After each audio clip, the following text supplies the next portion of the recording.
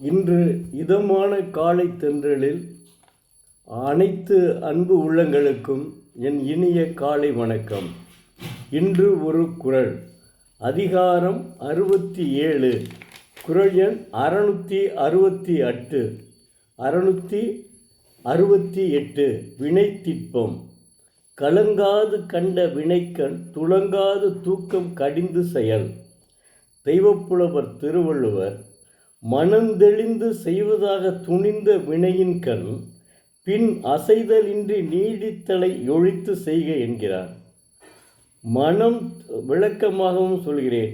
மனம் தெளிந்து செய்வதற்கு துணிந்த தொழிலினிடத்து அசைதலின்றி நீட்டித்து விடாமல் செய்தல் வேண்டும் என்கிறார். அதாவது மனம் தெளிந்து ஒரு தொழிலை செய்யும்போது அசைதலின்றி, அந்த இடத்தை விட்டு அசையக்கூடாது, அசைதலின்றி அதை அந்த தொழிலை நீட்டிக்காமலும் உடனடியாக உடனே செய்ய வேண்டும் என்கிறார்.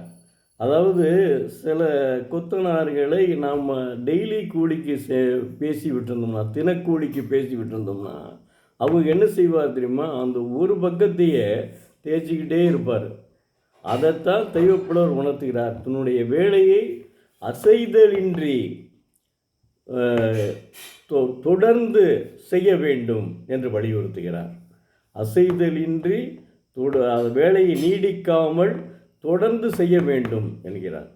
அதனை தெய்வப்புலவர் எப்படி சொல்கிறார் பாருங்கள். இன்றைக்கி நடக்கக்கூடிய இதை அவர் 2000 ஆண்டுகளுக்கு முன்பே சொல்கிறார். அடுத்து ஒரு குறளை பார்ப்போம். நன்று என்றவற்றுள்ளும் நன்றே முதுவருள் முந்து கிளாவச் செறிவு. தெய்வப்புலவர் திருவள்ளுவர் ஒருவர்க்கு இது நன்று என்று சிறப்பித்து சொல்லப்பட்ட குணங்கள் எல்லாவற்றுள்ளும் நன்றே. தம்மின் மிக்கார் அவைக்கண் அவரின் முற்பட்டு ஒன்றனை சொல்லாத அடக்கம் என்கிறார். அற்புதமாக சொல்லியிருக்கார் பாருங்க. அதாவது ஒருவருக்கு விளக்கமாகவும் சொல்கிறேன். ஒருவருக்கு நல்லது என்று குணங்கள் எல்லாவற்றிலும் நல்லதாவது எதுவென்றால் தம்மை விட மிக்கவர்கள் உள்ள அவைக்கண் அவரின் முற்பட்டு ஒன்றனை சொல்லாததே ஆகும் என்கிறார். ஒருவனுக்கு ஒரு அவையில் நம்மை விட தம்மை விட நல்ல சான்றோர்கள் உள்ள அவையில் அவன் என்ன செய்யணும்? அவனை முந்திக்கிட்டு இவன் எதையும் சொல்லாமல் இருக்க வேண்டும். இவனுடைய கருத்தை சொல்லாமல் இருந்தால் அதுவே சிறந்தது என்று சொல்கிறான். ஒரு எவ்வளோ அவன் பாட்டு என்னத்தையாவது ஒன்று பேசிட்டான்னு வச்சுக்க என்ன செய்கிறார் தான் சொல்கிறார் அவர். ஒருவருக்கு நல்லது என்று குணங்கள் எல்லாவற்றிலும் நல்லதாவது, அதுதான் நல்ல குணம்னே சொல்கிறாரு. நல்லதாவது எதுவென்றால் தம்மை விட மிக்கவர்கள்னா தம்மை விட பெரியவர்கள், தம்மை விட சான்றோர்கள் உள்ள அவைக்கண் அவரின் முற்பட்டு ஒன்றனை சொல்லாததே ஆகும் என்கிறார். அவன் தான் நல்லவன் சொல்கிறார். இப்போ நமக்கு மேலே ஒருத்தங்க இருக்காங்க, அப்படி அவங்க பேசிகிட்டு இருக்கையில் இவன் பாட்டுக்கு முன்னாடி நத்தியாக சொல்லிகிட்டு இருக்கிறது நல்லதல்ல அப்படின்னு சொல்கிறார். அதை அற்புதமாக சொல்லியிருக்கார். இப்படி ஒவ்வொரு குறளையுமே அற்புதமாக சொல்லியதனால்தான் எல்லாருமே அவரை பாராட்டுகிறார்கள், போற்றுகிறார்கள், சிலை எடுத்துக்கொண்டே இருக்கிறார்கள், எடுத்துக்கொண்டே இருப்பார்கள், இனிமேலும் எடுத்துக்கொண்டே இருப்பார்கள். இந்த 6 மனமே 6 ஆண்டவன் கட்டளை 6ன்னு ஒரு தமிழ் திரைப்பட பாடலாசிரியர் கவிஞர் கண்ணதாசன் ஒரு பாட்டு எழுதியிருப்பார். அதில் கிட்டத்தட்ட ஒரு 6 குறளுக்கு பொருத்தமான கருத்துக்கள் எல்லாம் வரும்.